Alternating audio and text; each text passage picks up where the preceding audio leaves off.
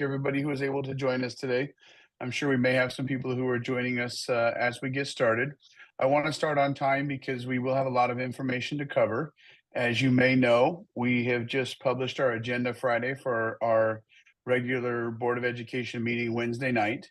And at that Board of Education meeting, as we do every year in June, as required by law, we have a public hearing for our LCAP, and that is followed by a public hearing for our proposed adopted budget. So Wednesday, our staff will be presenting our proposed budget for the 24-25 school year.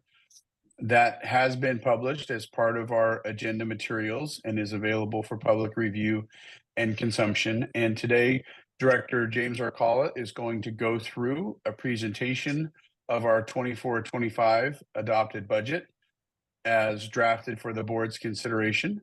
And this, as I said earlier, will come to the board Wednesday night, and that will be for information and discussion only. It will come back to the board for action at the second board meeting in June 26th. So with that, Director Arcala, I'll turn it to you to begin the presentation. Thank you very much for being here today. Thanks, everyone. Let's see, so Patty, do you have the slides? If you could help me with that. Yep, do you see that? Yep, that's it. Thank you so much. And then I also checked the board items, so that's all updated correctly. So thank you for that. All right. Hi, everyone. Good afternoon. Director Arcala here to do the proposed budget for 24-25. Just a few updates. Thank you to the board for their feedback. We got it this morning. We were able to update the budget book. There's a few corrections, just some small corrections, like 6th grade. We had to move to middle school on page 15. We also changed the headers to 23-24, 24-25. So thank you for that. This morning, we were able to update that. And then Patty was able to attach that for the agenda item for the board and the community. So thank you all for that. Next slide, please. So before we get started, I'd like to take a moment and thank our secretaries, our principals, and our department leaders for partnering with us every year as we build the budget. So each year we implement this zero-based budgeting process where we recalculate about 44,000 lines of revenues and expenditures from scratch. So it's a 3-month process. Our sites play a tremendous role in helping us understand how much they need to close out the year for estimated actuals and how much they need next year to run their operations for adopted budget. So thank you all for that. And finally, a special thanks to my budget team for their Herculean efforts, as it takes a village each and every year to get through the proposed budget process. Next slide, please. So as a friendly reminder, when we go to the public hearing, we're only going to be presenting an informational item. We'll return on June 26th to ask the board to vote on approving the budget. Next slide, please.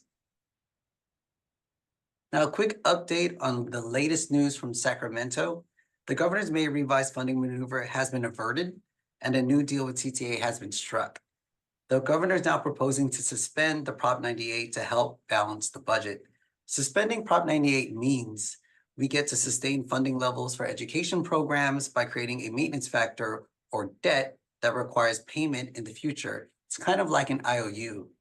Please note, Fremont Unified School District would still require budget reductions in 25-26 under this new deal. Suspending Prop 98 only helps return our revenues back to prior levels.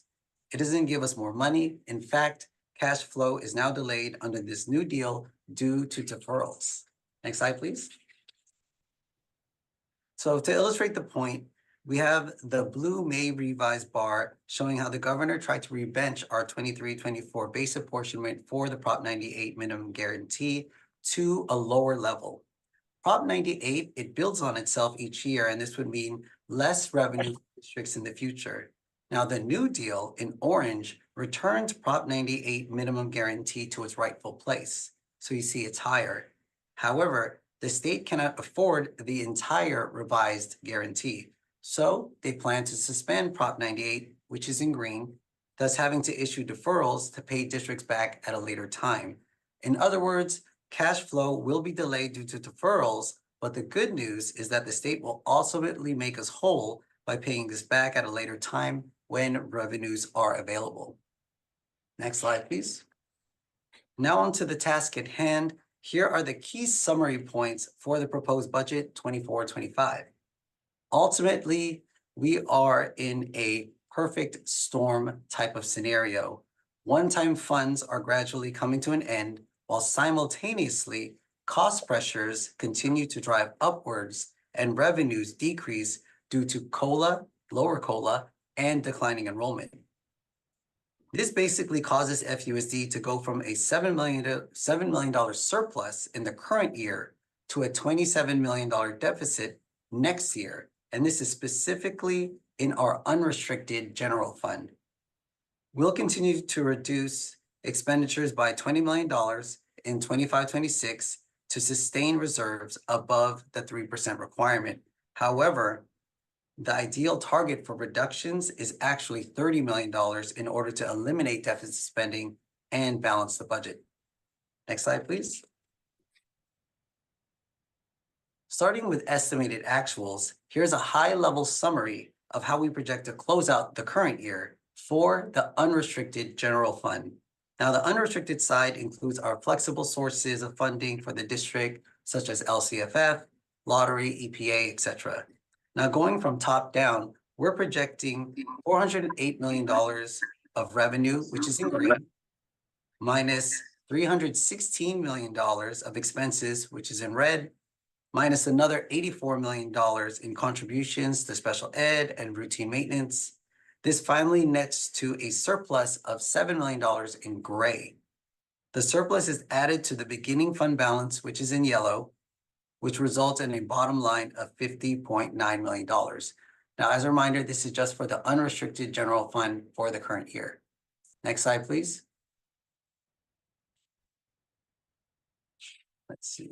On the restricted side, we have the special education, federal and state categoricals like our Title I, Title II, 3, 4, numerous grants, gifts, and donations. Now, most of the large grants sit in our restricted ending balance, which is in yellow. Thus, we're implementing planned deficit spending of $38.9 million in gray to draw down our large grants before they expire. Some examples include the Learning Recovery Block Grant, which sits in our ending fund balance.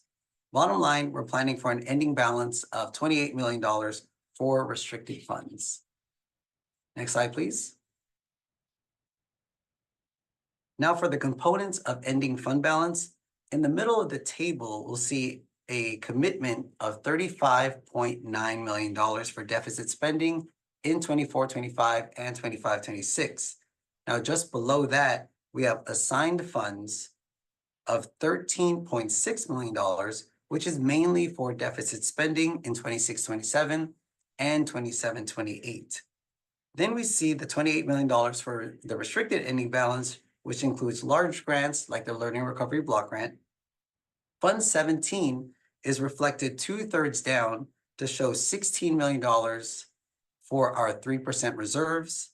And finally, at the bottom section in blue, it highlights our grand total for committed, assigned, and Fund 17 balances, which is $66.9 million, or about 12.6%.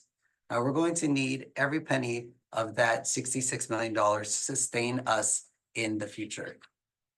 Next slide, please. Now we turn our attention to the upcoming 24-25 fiscal year, and we layer in estimated actuals for context. Now, unrestricted revenues decrease by $6.7 million, mainly due to declining enrollment and a lower COLA. Expenditures balloon to $21 million as the discretionary block grant comes to an end and ongoing expenses return to the unrestricted general fund. Plus, we have traditional inflationary cost pressures like stepping column, energy, and utility rates. Now, our $7 million surplus in gray has turned to a $27 million deficit due to decreasing revenues and rising costs. Consequently, our one-time beginning balance in yellow goes from $50 million down to $23 million as it absorbs our structural deficit. Next slide, please. Now, drilling into the reasons for our 24-25 deficit, we see revenues go down by 1.7%, and that's mainly in LCFF due to declining enrollment and our COLA. And to make matters worse, we see expenditures increase by 6.7%, as salary and benefits are impacted by factors such as step and column, PERS is increasing, and we also have increases to certificated salaries as we recognize past service credit and increasing classified subrates. Now, supplies and contracts increase as textbook adoptions and technology-related contracts return to the unrestricted general fund now that the discretionary block grant is fully spent. Now, the discretionary block grant was spent down to zero, which is earlier than expected. It was used on responding to our cybersecurity issues this year. And also our self-insurance costs are going up as there's an uptick in risks within our insurance pool. So contributions also continue to rise due to special ed salaries and NPA, NPS costs. Consequently, as general fund expenditures go up, our routine restricted maintenance also increases because the state requires 3% of the total general fund budget for our routine restricted maintenance. Next slide, please. Now on to the restricted side of the house, we see large decreases in revenues and expenditures due to waiting until we close the books to budget carryover at first interim. Now, this is a traditional part of the process that we see every single year. The budget will spike upwards at first interim in December as we finalize and budget the confirmed carryover from grants, donations, etc. The restricted budget does see planned deficit spending as we continue to spend down large grants sitting in the ending fund balance. Next slide, please.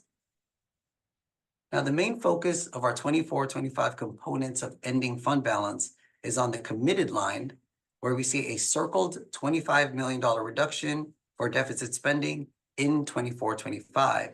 We go from a committed $35.9 million in 23-24 to a $10.8 million in 24-25 due to absorbing our structural deficit. Now, our healthy fund balance in 23-24 actually saved the district from being forced to make large reductions in this current year. Now, that's great news. Now, towards the bottom in blue, we see our committed assigned in Fund 17 decrease from 12.6% to 7.8%. Now, the board's prudent decision to sustain a healthy fund balance saves jobs next year as well, because we're able to absorb deficit spending with our savings account for this year and next year. However, the runway is coming to an end and we'll have to make some tough decisions this fall to remain solvent in the subsequent years. Next slide, please. Now, here are the revenue assumptions for 24-25. Now, starting with the left side of the table, LCFF decreased by $5.2 million due to lower enrollment and COLA. Good news is that actual ADA is projected at 95.39%, which is a higher rate compared to 22-23. This 0.6% increase should result in $700,000 more next year for the district. And we'd like to thank our school sites for working with my staff to bolster ADA and support the district by increasing revenue. So we got a lot of good work happening around ADA and increasing our ADA for the district. On the right side of the table, I'd like to highlight that CARES Act funding and the discretionary block grant should be fully expended by June 30, 2024 of this year, and are not budgeted moving forward in the subsequent years. Next slide, please.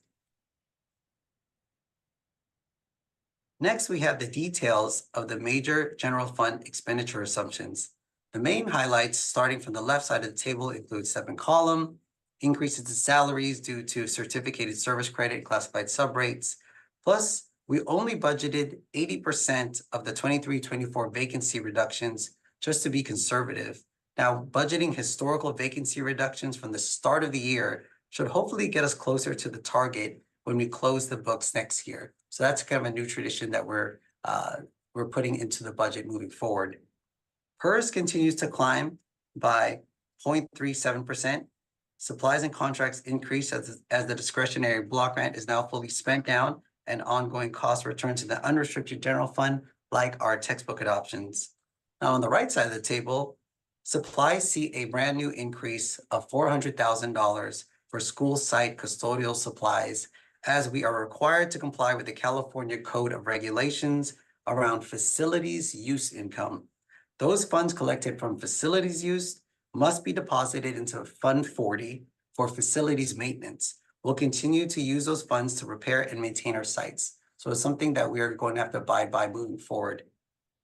Contributions for special ed and routine restricted maintenance continue to see an annual increase similar to our prior years. Next slide, please. Now we get to the main course of tonight's presentation, the multi-year projections. In the proposed budget, we see an unrestricted MYP that includes a circled $20 million reduction in expenditures in 25-26. The list of reductions will be finalized by the board and the community this fall. Now, please note the $20 million reduction still leaves us with a structural deficit of $10.8 million in 25-26 and $5.8 million in 26-27, which is there in gray. Next slide, please. Now, continued deficit spending will deplete our committed funds as circled above. However, the bottom blue section shows that the $20 million in reductions allows us to sustain 5.8% reserves in 25-26 and 4.6% in 26-27. As a result, we have to make a minimum of $20 million worth of reductions in 25-26 to maintain solvency for the subsequent years. Next slide, please. Now, this bar chart shows our total committed, assigned, and reserves in dollars and percentages. $20 million in reductions allows us to maintain reserves above the 3% minimum, but $30 million in reductions will eliminate our structural deficit and balance the budget. Our proposed budget tonight includes the $20 million in reductions so we can be but conservative in our strategies. We chose $20 million as a conservative approach. Next slide, please. Hypothetically, if we did not make the $20 million reduction in 25-26, this is what our MYP would look like. We'll see the bottom yellow ending balance in 25-26 plummet to a negative $6.9 million, then nosedive even further to a negative $32.9 million the year after that. So as you can see, things get drastically difficult for us very quickly. Next slide, please. Our committed and assigned ending balance will be depleted by 25-26, which is circled in red above, and our total committed, assigned, and Fund 17 reserves will be negative by year 3. Next slide, please. The district will ultimately go insolvent by 26-27 without making a minimum of $20 million in reductions for the 25-26 fiscal year. So insolvent means we're pretty much game over. We cannot make payroll and the state takes over. Consequently, those budget solution ideas must be discussed and finalized with the board and community this fall so the district can implement March 15 layoffs if needed in the next year. Next slide, please. On the restricted side of the house, we see a continuation of planned deficit spending in gray to spend down our large grants. And next slide. Consequently, the ending balance for restricted funds will go from $22 to $16 to $15 million by year 3 as we're implementing spending down our fund balance for restricted funds. Now, here are the major revenue assumptions for our multi-year projections. Now, starting from the left side of the table. Now, the main highlights include declining enrollment, which continues in the future, and one-time state funds are coming to an end, like our Learning Recovery Block Grant. Now, most of the LRBG, or Learning Recovery Block Grant, is projected to spend down by June 30 of 2026. Next slide, please. These are the major expenditure assumptions for our MYP. Salaries and PERS continue to tick upward. Utility and energy costs are expected to continue rising by 10% annually. Now, on a similar note, the special ed contribution is projected to go up by $500,000 each year. Now, TK teachers and para positions should increase as more TK students are expected per our demographer report. And the $20 million worth of reductions will impact that 25-26 fiscal year. And at that same year, we'll have to plan to continue standard accounting practices by reducing one-time revenues and expenditures as those sources expire. Next slide, please. Now, to conclude our multi-year projections, we'll have to come together and finalize $20 million worth of reductions by the fall of 2024 to remain fiscally solvent. The county reviews our fiscal health in 3-year increments, which are the budget year, in 2 subsequent years. 20 million in reductions will keep us above the state required minimum reserves, but $30 million in reductions should balance the budget. Simultaneously, we have one-time funds coming to an end that supports positions such as the Educator Effectiveness Grant, Learning Recovery Block Grant, and our Measure I parcel tax. We'll have to decide if we want to continue funding those positions with the unrestricted general fund, or another funding source, or reduce FTE, or a mixture of all three. Next slide, please. Good news for all other funds, they are all projected to end the year balanced without any contributions from the general fund. Next slide. Last but not least, we have our next steps, and then we'll return on June 26th for a formal vote to approve the proposed budget.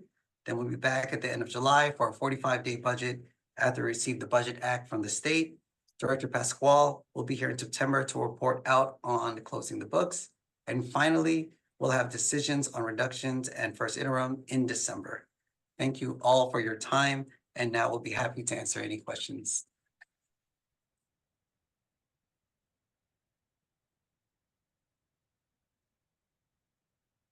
Thank you, James. Appreciate the presentation, and we're happy to open it up for comments, questions, or discussion.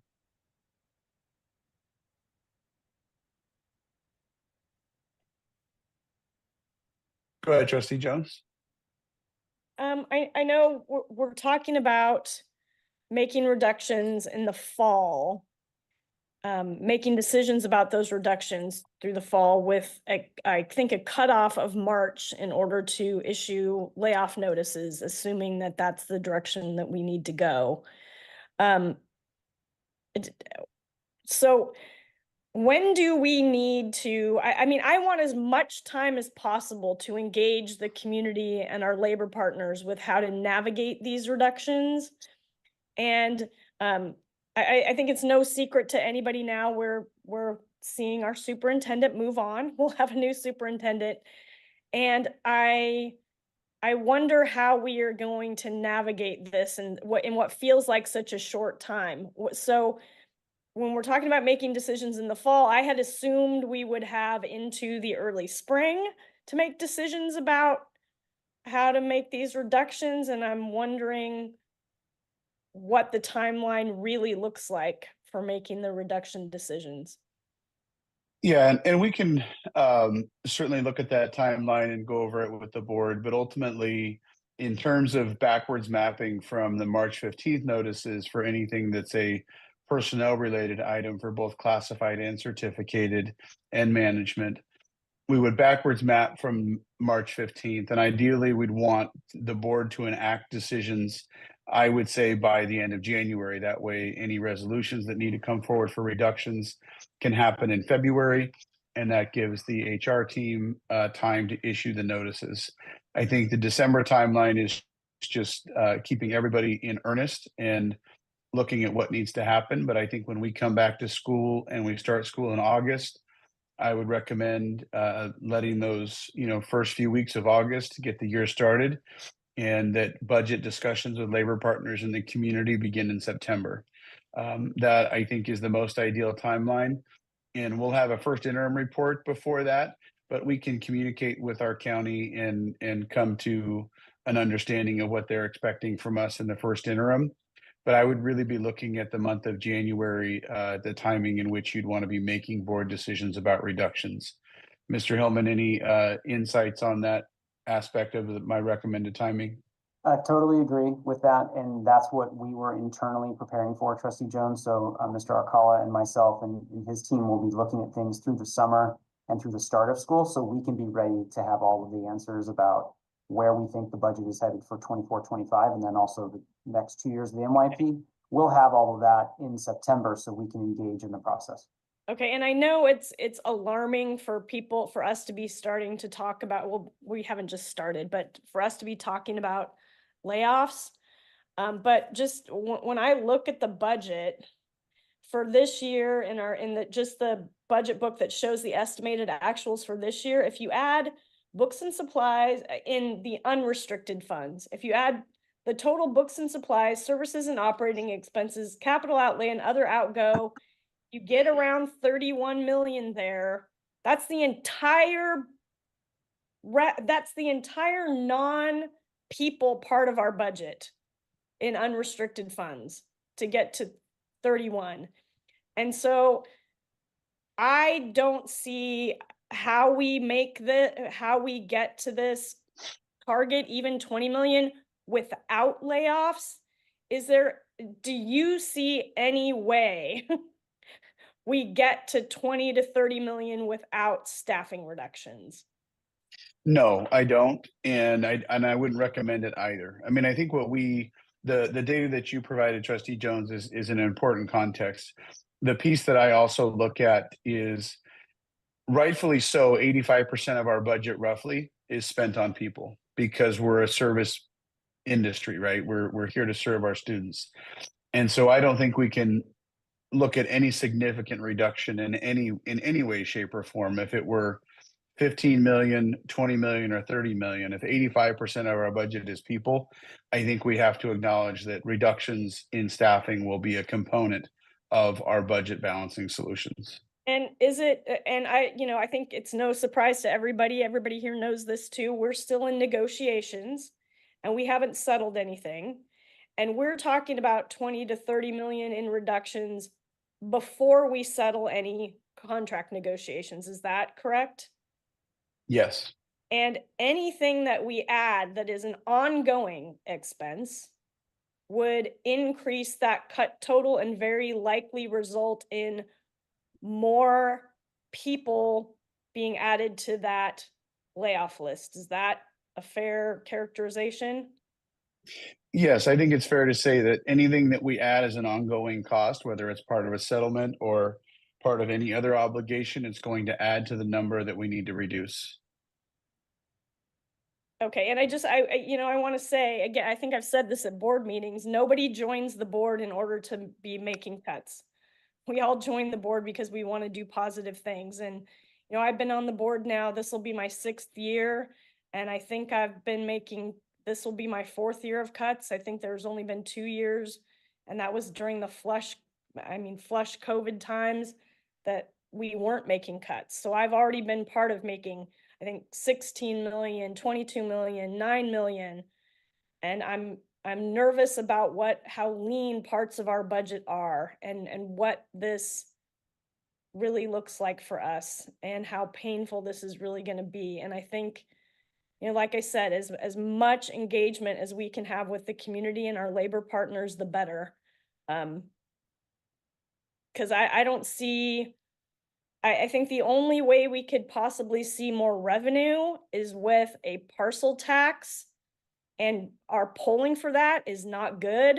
And we would need a special election in order to get that done in time to see any increase in revenue. And I don't know how likely that is in the current environment with what we're seeing statewide in terms of the softening of support for bonds and parcel taxes. I don't know. And any thoughts about whether or not a special election parcel tax is even viable? I think we could certainly do some polling on whether or not it's viable. I think there are some advantages to special elections. Some districts have found success with that model. But, it certainly is going to depend, I think, in large part, what continues to happen with the market.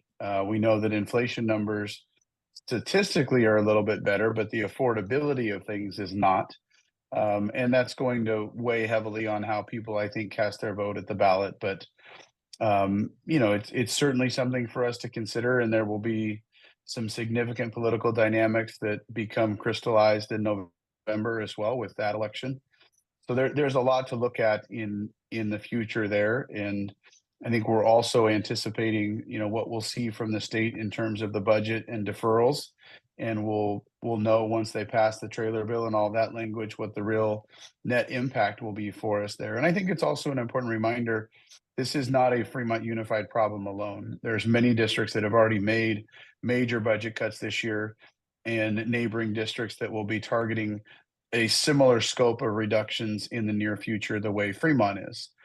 So, it's not greater comfort for us, but I think it is good to know that it's not something that we haven't been doing well. I think actually the good work that we've done with our budget is going to allow us to have an additional year close to what we've experienced previously and have enough runway to make some thoughtful decisions on the budget. Yeah, and I don't think our legislators really understand what local districts are facing. I've met with staffers in Wahhab's office and with Alex Lee directly, and I think there is limited understanding about what this state budget is going to do to public education in the state.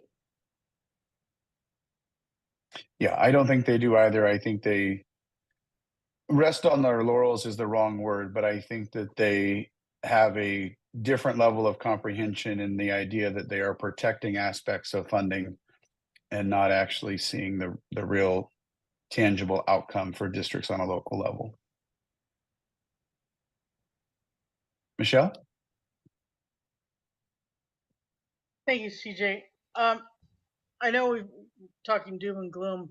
On the positive side, we saw an uptick in our TK program and K program.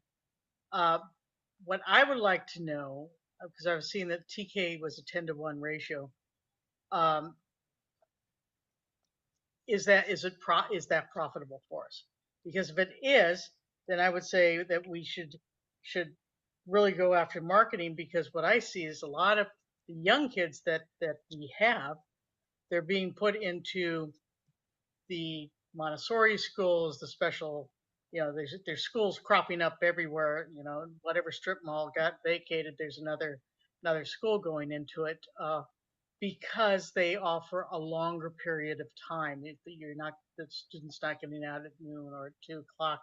They have the after school care that goes into it. Is that profitable, that it would be worthwhile to hit harder on marketing that? That way, you start with FUSD, you stay with FUSD, you have this continued strength from being in the same school district all this time and developing with the same students, with the friends and all that. So is it profitable? Yeah, in terms of profitable, I don't have the breakdown for that. I don't know if our budget team does either, because it's generally not a metric that we analyze our work by. But we have seen pretty solid enrollment in our TK programs and in our K programs now that it's extended day.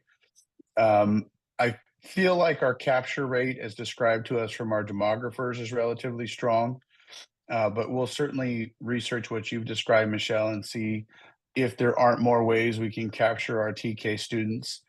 There is a point of question, or I think reflection for us in terms of when they come in TK as young as they are, how long is the right amount of time for them to be with us in school and receiving a balance of direct instruction and a balance of appropriate social play to help develop learning and social skills.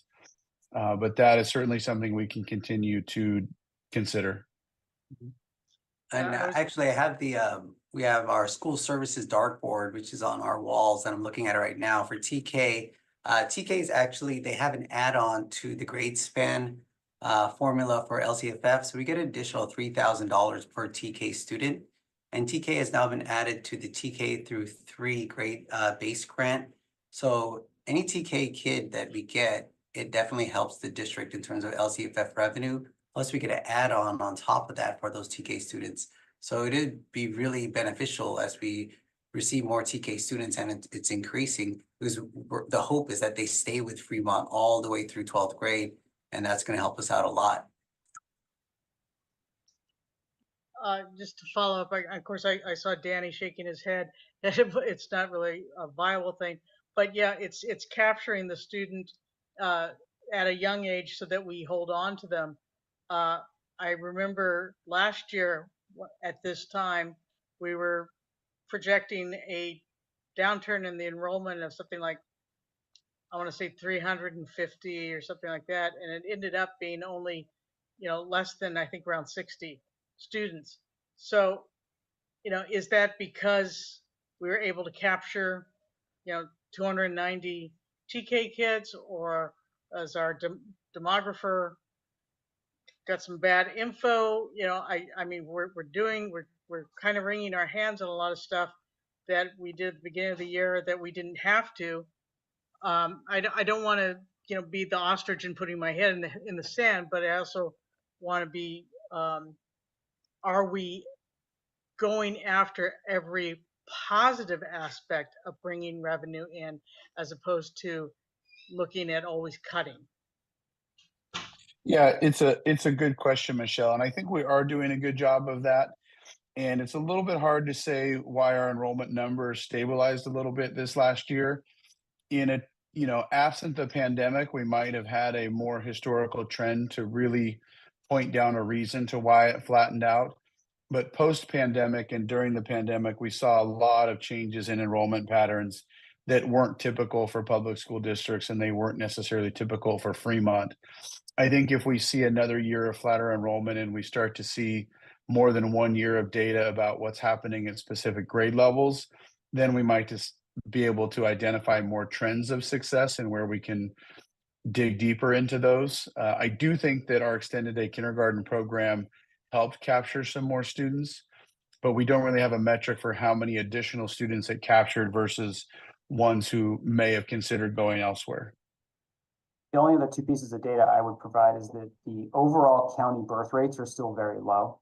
So a lot of what the demographer is basing their historical 2, 3, 5-year averages on are those birth rates. And what the demographer and none of us can know without a crystal ball is how many students are going to move into our district throughout the school year that are just unaccounted for. They're not on our radar at all because they're not even in our county. They're moving from other places or what have you. So those kinds of things are hard to track until after the fact. And then as CJ said, it's when we get in this post-pandemic environment, a lot of the metrics kind of went out the window, a lot of the history. And as that starts to reestablish itself, we'll be able to identify trends better. But so far, we're doing pretty good with staying overall flat in our enrollment, and certain grade levels are looking a little bit stronger. There have been at least one, maybe two private schools that have closed their doors recently, and those students are enrolling with us, and that's great. We've been able to find space. We have space, and we're enrolling them, and so we've been adding. James, I don't even remember, maybe like 6 or 8 more elementary teachers in the last month. Yeah. 2 months that we thought we were having to close classes, but we were able to keep them open for next year because we were able to enroll students across lots of different schools, not just one particular area. So those kinds of things monkey with the trends, right? Because that's a trend. It kind of sets a new trend. And so we'll keep an eye on it, and we'll report that to our demographer and see if that can get baked into, next cycle's enrollment projections. And one last thing on revenues, we're really trying to hit our ADA really hard at the budget level. We have staff here in the budget team that work with our sites in terms of collecting attendance from all our school sites. So there's been a lot of noise in terms of the sites trying their best to improve ADA, get the communication out there. And then also on our team in the budget side, really just combing through the data, making sure we're collecting as much ADA from our sites as possible. It's interesting to see that some of it's just clerical errors, like, some like a site may have just forgotten to take ADA or take attendance, or attendance is missing or not reconciled. So she's really combing through that, communicating with our sites, and just making sure we're collecting as much ADA as possible. We actually saw an uptick last year. Our ADA was about 94.7%. This year, it's 95.39%. So we saw an increase of 0.6% in ADA. Now that's gonna, we're projecting that's gonna be an increase of $700,000 next year because we're based on 3-year average for LCFF. So that's really gonna help LCFF. So our target really is to get back to that 97% ADA that Fremont traditionally has had. So we're slowly getting there, but it's gonna take a little bit of time.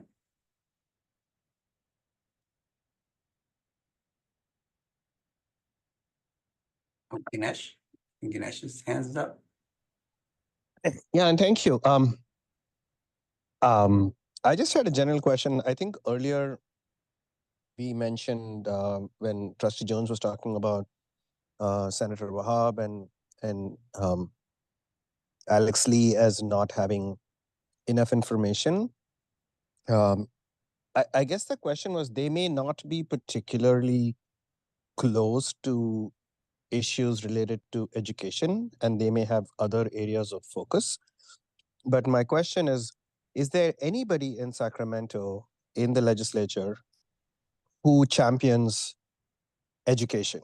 That if we were to connect with or reach out, and I think obviously this is a high level question and not just a Fremont specific question, but at a high level, is there anybody in Sacramento that we can say is, has put education, public education at the center of their policy?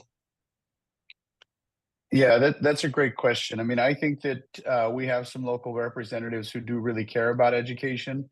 I think without being an elected state official myself, the challenge is that they have the responsibility to answer to, and I'm just going to pick a number, let's say 40 different things that everybody is coming to them that is of equal passion to them as education is to us.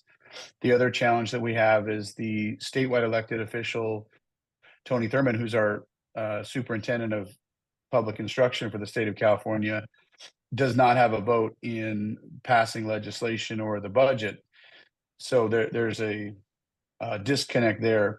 Where I think there is real influence at the state level is with our labor partners and with groups like AXA, CSEA, SEIU, CTA, where we have legislative advocates that do really lean on elected officials to help tell our story.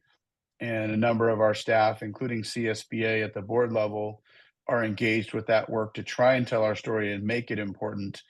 And I think a lot of the people at the state level do care, but I don't think they necessarily understand. And there's a mechanical issue behind that as well, which is LCFF was passed in 2014 under Governor Brown. And I think there's only 2 or 3 remaining elected officials at the state level that were part of that change in the funding model. And I don't know that they truly understand the intricacies of that funding model and what it means for us in public education. Understood. I think my question was more pointed, and this is all very helpful. I was like, for example, when I think of Alex Lee, I think of housing, because I see that he clearly positions housing as central to his policies, at least one of the primary areas that he looks at. I was just wondering if anybody in Sacramento has, as much as they cover everything else, has centered their policies or their politics around supporting education in California. Maybe the answer is no, but I was just curious. Yeah, I can't think of anybody that's standalone in that regard. There are some that are more well known for attempting to pass legislation related to education, but it's not necessarily their hallmark. Okay, thank you. Susan. Alex, I always, or James, I always enjoy your presentations, listening to how well you present them in very simple terms. And I want to say thank you. Don't necessarily like to hear the message, but I know we're being forewarned for the past year or so that there'd be this so-called financial fiscal cliff. When you refer to the ELOG grant, what are the positions in the ELOG grant that currently are covered? Is that like the intervention teachers, the counselors? Which certificated positions are covered there? I'm curious. Good question. For ELOG, the last remaining amount of those dollars were actually paying for paras under special ed. So we got these ELOG dollars that were only specifically for special education. And so the last remaining amount of the ELOG CARES Act funding was only for special ed para positions. We spent all of it probably by like maybe a quarter to half of the year. And then the rest of it, we had to start using our special ed / contributions from the general fund to pay for those para positions. But no other certificated positions under there.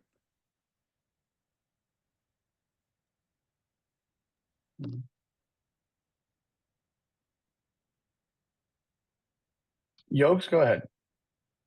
My question was how Prop 28 funds play into the proposed budget cutting, and if there's any link at all, if there's anything. I didn't see any Prop 28 reference here. Yeah, the Prop Okay. $28 kind of stand alone by themselves based on how the legislation was passed. Perhaps Director Akala or Associate Superintendent Hillman might have more information about the total allocation from Prop 28 as related to Prop 98 and state funding in education. But the Prop $28 stand by themselves, and if we, for example, at a local level wanted to reduce our expenditures that way, we wouldn't stand to have a budget balancing solution with Prop $28 because they're categorical and they are protected. If we don't spend them, we lose them. They're not the type of fund that we could generate a budget savings with. Agreed. So my question was, is it possible to have like new electives and a new teacher? That way we would still have courses which are related to what we already have. I know that Prop 28 has very specific requirements, like it has to be a new course or it has to be like a specific teacher, right? So if that my question was about balancing in such a way that the students don't lose out on any particular subject or any particular topic. I don't know if it's even possible. I just want Yeah, that's something that we advocated for when they were kind of writing the rules for Prop 28, because as we know in this group, it was passed on the ballot, not in the legislature. And the rules that they've put forward, we describe as we have to supplement or add new, we can't supplant. So it does create a very challenging circumstance, because if we are slated to lose something as part of a reduction, we can't offset that and then fund it through Prop 28 directly. So we do have some challenges there with how that legislation was written.